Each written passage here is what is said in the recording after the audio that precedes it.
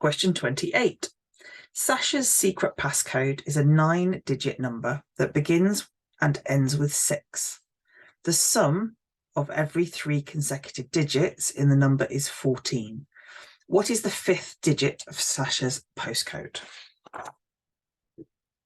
So there are 9 digits. The first one and the last one are 6. So there'll be 1, 2, 3, 4, 5, 6, 7.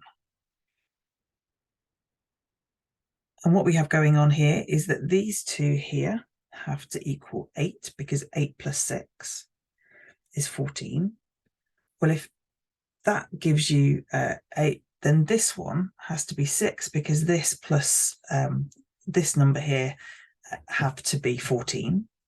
And if this is here, then this will need to be 8 again, and there will need to be another 6.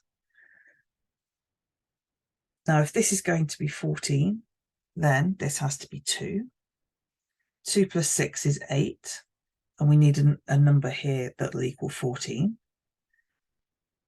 And what we have is this pattern here. Oh, not a 3, a 2.